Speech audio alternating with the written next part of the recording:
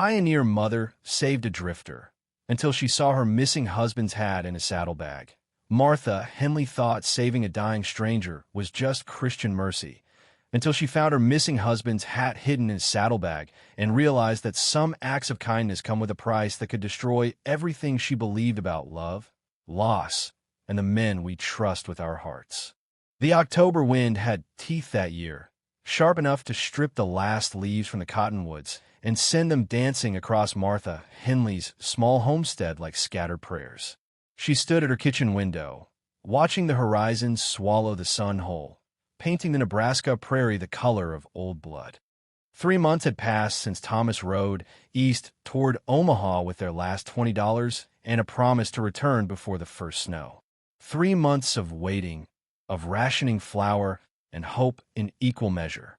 The wind carried more than autumn's bite that evening. It carried the sound of hoofbeats, slow and uneven, like a heart struggling to keep time. Martha wiped her hands on her apron, flour still dusting her fingers from a meager biscuits cooling on the table. Through the glass, she could see a horse moving toward her gate, its rider slumped forward like a man wrestling with sleep. Or death. In this country, the two often looked the same from a distance. Mama, her son Samuel emerged from the back room where he'd been mending a bridle by lamplight. At 12, the boy had grown tall and thin as prairie grass, all knees and elbows and eyes too old for his face. Someone's coming. Martha nodded, her hand moving instinctively to the rifle Thomas had left hanging above the door. A woman alone on the frontier learned to measure strangers by the weight of their intentions, and this rider carried himself like a man at war with his own bones. The horse stopped at their gate, and its rider simply fell. Not dismounted, not climbed down, fell like a stone dropped from God's own hand.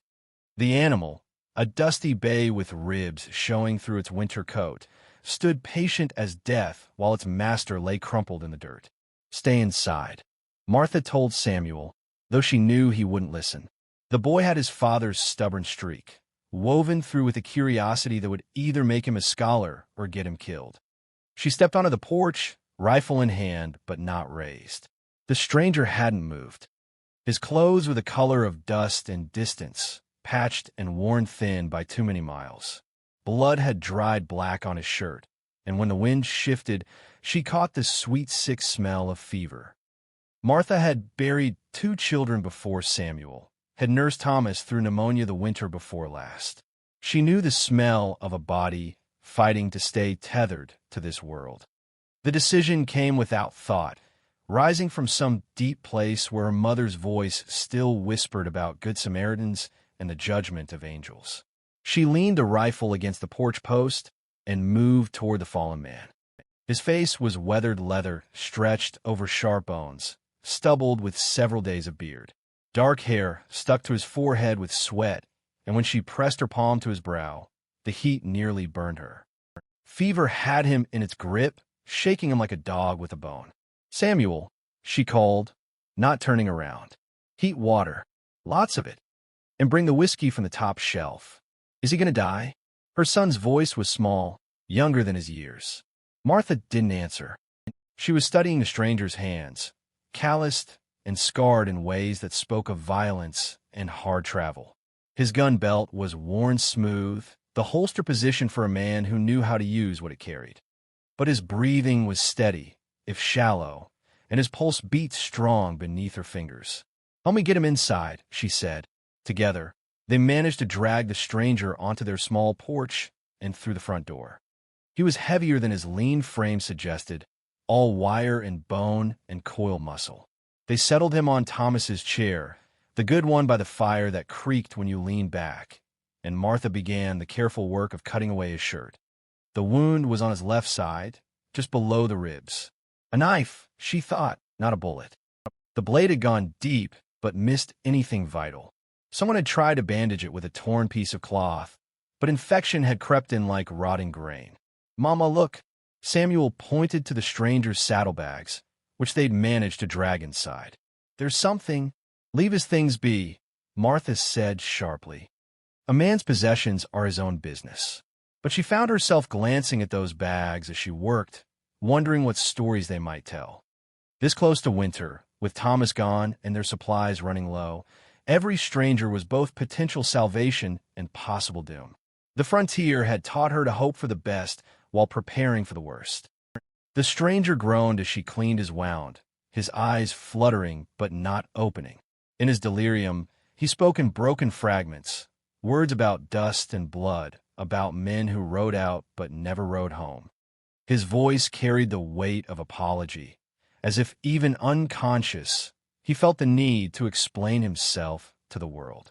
Martha found herself listening to those fever-born confessions as she stitched and bandaged, her hands steady despite the trembling in her chest. Something about this man felt familiar, though she was certain they'd never met. Perhaps it was simply the way he held his pain, close and private, like a secret too dangerous to share. Outside, the wind continued its restless song, rattling the windows and testing the strength of their small sanctuary. The prairie stretched endless in all directions, a sea of grass that held its secrets close and gave up its mysteries only to the patient and the desperate.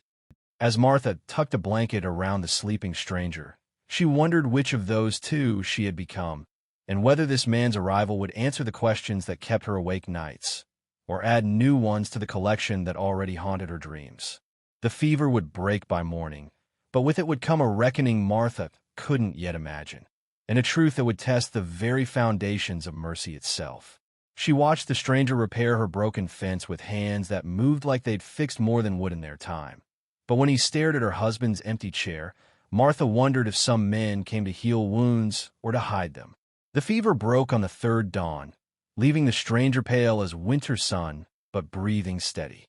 Martha found him sitting up in Thomas's chair, studying his bandaged ribs with the careful attention of a man taking inventory of his surviving pieces. "Ma'am," he said when she entered with a bowl of thin porridge. His voice was rough gravel, worn smooth by too many conversations with empty horizons. "I am grateful." She set the bowl on the small table beside him, noting how his eyes followed her movements with the alertness of someone accustomed to trouble arriving without invitation. "You gave us quite a scare. 3 days of fever talk. Did I say anything?" He paused, searching her face for signs of judgment or fear. "Anything that might have troubled you?" Nothing that made sense. Martha settled into her own chair across from him, hands folded in her lap like she was sitting in church instead of staring at a man who carried violence in the set of his shoulders. "You spoke of dust and long roads, of men who didn't make a home." Something flickered across his features, relief, perhaps, or disappointment. "Name's Cole. Cole Brennan." He tested the words like he wasn't entirely sure they belonged to him. "And I owe you my life." "Martha Henley. That's my boy Samuel," lurking in the doorway, pretending he's not listening. Samuel stepped forward, chin raised in that stubborn way he'd inherited from his father. "You gonna stay till you're healed proper?" Cole's laugh was dry as autumn leaves. "Your mama's already done more than Christian duty requires, son. I'll be moving along once I can sit a horse without falling off." But the days had other plans. That afternoon, while Martha worked in her small garden pulling the last carrots before the ground froze, she heard the sound of hammer against wood. Cole had found Thomas's tools and was working on the section of fence that had been broken since August, when a neighbor's bull had pushed through chasing a heifer in heat. She watched him work, noting the careful way he moved to protect his injured side, the practiced efficiency of his motions. These weren't the hands of a drifter who'd learned carpentry by accident. These were the hands of a man who'd built things, fixed things, maybe even had a home once upon a time. "You don't need to do that," she called. Cole looked up, sweat beading on his forehead despite the cool air. "Fences broke. Winter's coming. Seems like simple arithmetic to me." Samuel appeared at his elbow, offering tools before Cole could ask for them. The boy had been quiet since his father's disappearance, moving through their small world like a ghost haunting his own life. But now he chattered about the fence, about the neighbor's bull, about anything that came to mind while Cole listened with the patience of a man who understood the value of being heard. That evening, they shared their first real meal together. Martha had managed to stretch their dwindling supplies into something resembling a feast, rabbit stew with carrots and onions, biscuits that were only slightly more air than flour, and coffee weak enough to see through but warm enough to matter. Cole ate slowly, like a man trying to make the moment last. "Been a while since I sat at a proper table," he admitted. "Where are you headed?" Martha asked, though she wasn't sure she wanted to know the answer. "West, mostly. California. Maybe. Heard there's work in the gold fields for men who don't mind getting their hands dirty." He gestured toward the window, where darkness was settling over the prairie like a heavy blanket. "Though I'm starting to think the real treasure might be simpler things. Hot meals. Warm rooms. Folks who see you as more than just trouble on horseback." Samuel leaned forward, eyes bright with the hunger that came from too many months without news stories. "Tell us about the places you've been." And Cole did. He spoke of towns that sprang up overnight around railroad stops, of desert landscapes that could kill a man with beauty as surely as with heat. He told them about a church in Colorado where the preacher was a former gunfighter who still wore his Colt to Sunday service, and about a woman in Kansas who ran a boarding house and could out-curse any cowboy who tried to skip out on his bill. His stories painted pictures of a world beyond their small homestead, a world of possibility and danger in equal measure. But Martha noticed what he didn't say. No mention of family, of a home he was returning to, of people who might be waiting for news of his travels. When Samuel finally stumbled off to bed, Martha and Cole sat in comfortable silence, watching the fire burn low in the grate. Outside, the wind continued its restless song, but inside their small sanctuary, the air felt still and warm with shared presence. "Your husband," Cole said quietly, not looking at her. "Samuel mentioned he's been gone a while." Martha's hands tightened in her lap. 3 months. Rode east to Omaha on business. Should have been back by now. She paused, studying Cole's profile in the firelight. "You didn't happen to pass through there on your travels?" "No, ma'am. I came up from the south."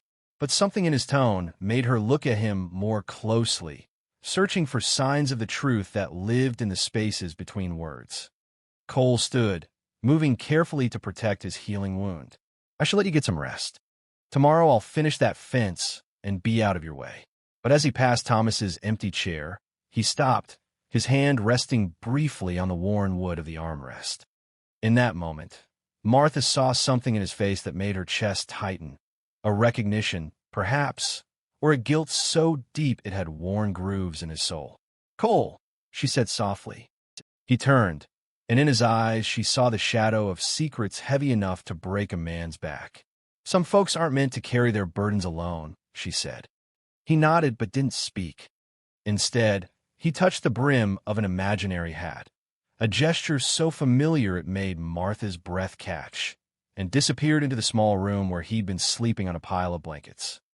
That night, Martha lay awake listening to the wind test the corners of their home, wondering if the kindness she'd shown a stranger might be the key to unlocking truths she wasn't sure she was ready to face.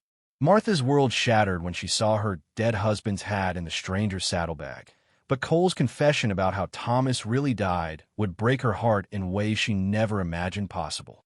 The discovery came by accident, as most life-changing moments do. Martha was hanging laundry on the line behind the house, October wind snapping the sheets like prayers' flags in a storm, when Cole's horse shifted restlessly near the fence. The animal's movement knocked over his saddlebags, spilling their contents across the dirt like secrets finally tired of hiding. She moved to gather the scattered belongings, a decent thing to do for a man who'd mended her fence and made her son smile. But as she reached for a rolled blanket, her fingers brushed against something that stopped her heart cold. Brown felt, worn smooth by years of honest wear. A small tear near the crown where barbed wire had caught it during a cattle drive 2 summers past. Thomas hut. Martha's hands began to shake as she lifted it from the dirt, turning it over in her fingers like she was handling her husband's ghost. The leather band was darker where sweat had stained it, and she could still see the careful stitches where she'd repaired that tear with thread that matched almost perfectly. "Dear God," she whispered, sinking to her knees beside the scattered belongings. "Martha!" Cole's voice came from behind her, quiet as death and twice as final. She turned, still clutching the hat, and saw him standing 10 feet away with his hands raised slightly, like a man trying to gentle a spooked horse. "Where did you get this?" Her voice was steady, though her world was tilting like a ship in rough seas. Cole's face had gone the color of old bone. "Martha, let me explain. Where did you get my husband's hat?" The words came out harder now, sharp enough to cut glass. He moved closer, each step careful and measured. Behind them, Samuel appeared in the doorway, drawn by the strange weight in his mother's voice. The boy stopped when he saw her kneeling in the dirt, holding something that belonged to a man who should have been home by now. "I found him," Cole said simply, "on the trail between here and Omaha. 3 weeks ago." Martha's chest began to ache, like someone was pressing all the air out of her lungs. "Found him how?" "Sick. Fever had him bad, worse than what I had. He was trying to make it home, but his horse had gone lame, and he was walking, stumbling really, talking to himself about apple pie and a woman named Martha who made the sunrise seem worth seeing." The hat fell from her fingers as she struggled to her feet. "You're lying. I carried him a shade under some cottonwoods by a creek. Gave him water, what little food I had. But the fever," Cole's voice cracked like thin ice. "It had too much a hold on him." Samuel stepped off the porch, his young face pale with understanding that came too quick and cut too deep. "Where is he?" Cole looked at the boy, and Martha saw a pain in his eyes that matched her own. "I buried him proper. Said words over him, though I'm not much of a preacher. Marked the place with stones so he won't be forgotten." "You buried my father?" Samuel's voice was small, lost. "He talked about you," Cole said, speaking directly to the boy now. "Said you were getting tall, that you had your mama's smart eyes and a heart big enough for 2 men. He was proud of you, son." That was the last thing on his mind, how proud he was of his family. Martha felt something breaking inside her chest, not clean like a snapped bone, but ragged and raw like fabric tearing. "The hat. Why did you take his hat?" Cole knelt and picked it up from the dirt, brushing it clean with gentle fingers. "He asked me to.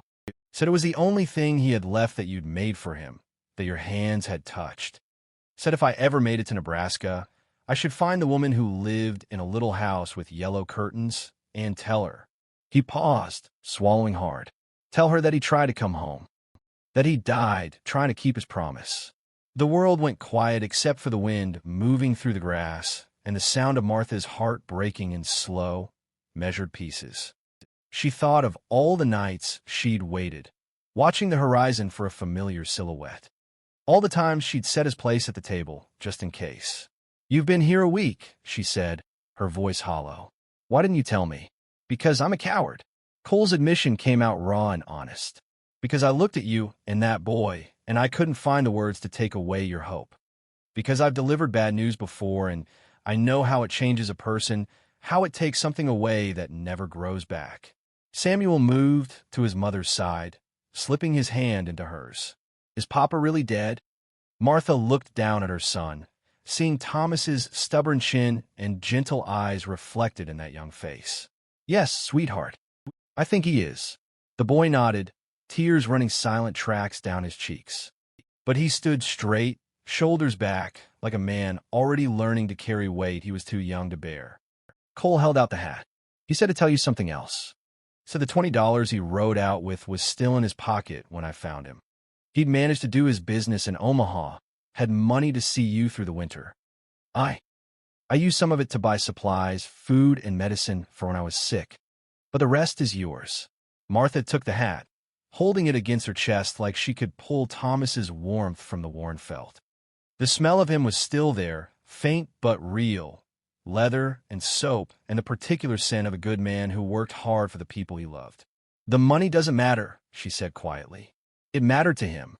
He died holding it, making sure it would make it home even if he couldn't." The 3 of them stood in the gathering dusk, surrounded by the vast indifference of the prairie, each carrying a piece of grief that felt too heavy for their small bodies to hold. The wind moved through the grass like whispered condolences, and somewhere in the distance, a coyote called to its pack. "There's something else," Cole said, his voice barely audible. "He asked me to look after you. Both of you. Said winter was coming and you'd need help, and that if I was half the man he hoped I was, I wouldn't leave you to face it alone. Martha looked up at him, this stranger who'd eaten at her table and earned her son's trust, who'd carried her husband's dying words across miles of empty country. In his eyes, she saw the weight of promises made to dying men, the burden of caring for strangers who'd become something more. "He asked you to stay?" she whispered. "He asked me to be worthy of the kindness you'd shown me, to be the man he couldn't be anymore." That night, as Martha held Thomas's hat and listened to the wind carry away the last of her illusions, she wondered if some gifts came wrapped in the darkest paper, and if the greatest kindness might be learning to accept them anyway. Martha faced the hardest choice of her life: send away the man who brought news of her husband's death, or ask him to stay and help her build something new from the ashes of everything she'd lost. Dawn came quiet over the homestead, painting the sky the soft gray of old sorrow. Martha had not slept. She'd spent the night in Thomas's chair, his hat resting in her lap like a sleeping cat, while her heart worked through the arithmetic of loss and hope. Cole found her there when he emerged for the back room, his few belongings already rolled tight in his blanket. His saddlebags hung over his shoulder, lighter now without their burden of secrets. He moved like a man, trying not to wake the ghosts. "I'll be gone within the hour," he said quietly, not quite meeting her eyes. "Horse is ready." Martha looked up at him, this man who'd carried her husband's dying words across miles of empty country, who'd mended her fence and made her son laugh. In the gray morning light, he looked older, worn thin by the weight of promises made to dying men. "Where will you go?" Cole shrugged, a gesture that tried to carry no weight but failed. "West, like I said. California. Maybe find work that doesn't involve carrying other people's pain." Samuel appeared in the doorway, still in his nightclothes, his hair standing up in directions that defied explanation. The boy had cried himself empty the night before, but this morning his eyes held something different. Not acceptance, exactly, but the kind of understanding that came from having your world rearranged by truth. "You're leaving," Samuel said. "Not a question. I am. Because of Papa."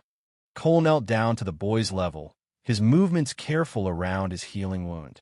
"Because sometimes the kindest thing a man can do is know when he's not wanted anymore." Samuel looked at his mother, then back at Cole. "But you are wanted. Mama made enough breakfast for 3 people.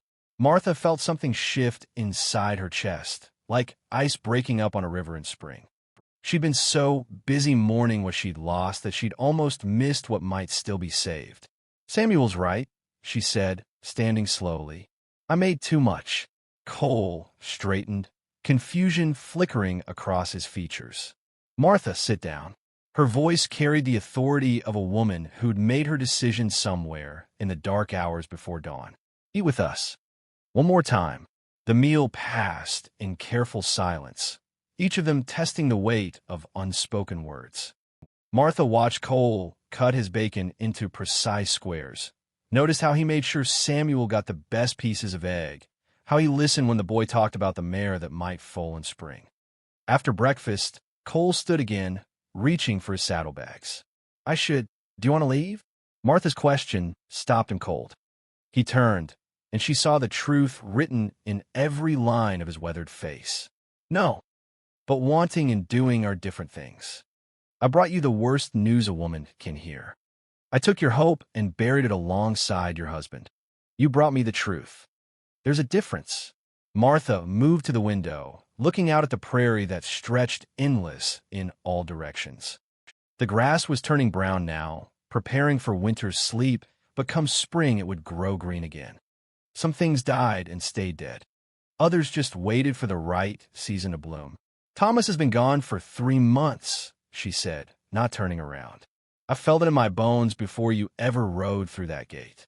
The not knowing was killing me slower than winter ever could." Cole's reflection appeared in the glass beside hers. "Martha, let me finish." She faced him now, Thomas's hat still clutched in her hands. "My husband was a good man. The best man I've ever known. But he's gone, and grieving him won't bring him back or put food on our table or keep the wind from finding the cracks in our walls. Samuel moved to stand beside her, slipping his hand into hers. The boy looked up at Cole with eyes that held more wisdom than any 12-year-old should carry. "Thomas asked you to look after us," Martha continued. "But that's not why I'm asking you to stay." "Then why?" She took a breath that felt like stepping off a cliff. "Because Samuel laughs when you tell stories. Because you fixed our fence without being asked. Because you eat my cooking like it's the finest meal you've ever tasted, even when it's just beans and hope." Cole's hands tightened on his saddlebags. "I'm not him, Martha. I'll never be Thomas. I'm not asking you to be." She held out her husband's hat. "This belongs to a man who lived a good life and died trying to keep his promises. But that man is gone. What I'm asking is whether you might want to help us figure out what comes next." The silence stretched between them like a bridge waiting to be crossed. Outside, the wind picked up, rattling the windows with cold fingers. Winter was coming whether they were ready or not. "I don't know how to be part of a family," Cole said finally. "Been alone so long I've forgotten the taste of belonging." Samuel stepped forward, his chin raised in that stubborn way he'd inherited from his father. "We could teach you. Families aren't born knowing how to be families anyway. They just learn as they go." Martha felt tears pricking her eyes at her son's simple wisdom. "What do you say, Cole? Want to learn something new?" Cole looked at them, woman and boy, hope and possibility wrapped in everyday clothes, and she saw the exact moment his defenses crumbled. His saddlebags hit the floor with a soft thud. "I say yes," he whispered. "I say yes to all of it." Martha crossed to him then, still holding Thomas's hat. But instead of offering it to Cole, she walked to the shelf where Thomas used to keep his Sunday shirt and placed the hat there, a memorial to love that had been real and true and was now complete. When she turned back, Cole was watching her with something like wonder in his eyes. "Welcome home," she said. Outside, the first snowflakes began to fall, but inside their small sanctuary, the air grew warm with the possibility of new beginnings. Samuel whooped and threw his arms around Cole's waist, and Martha found herself smiling for the first time in months. The wind still sang its lonely song across the prairie, but it no longer sounded like mourning. It sounded like promise, like the kind of hope that grew stronger in winter's grip, waiting for spring to prove it had been worth the wait. Some stories ended with death. Others began there, in the space between what was lost and what might yet be found. Martha had learned the difference, and in learning it, had discovered that the heart's greatest strength wasn't in holding on, but in knowing when to open its hands and let something new grow in the empty spaces. And so the wind that had brought a stranger to their door carried away the last of Martha's loneliness, leaving in its place the quiet contentment that comes when broken people choose to heal together, one day at a time.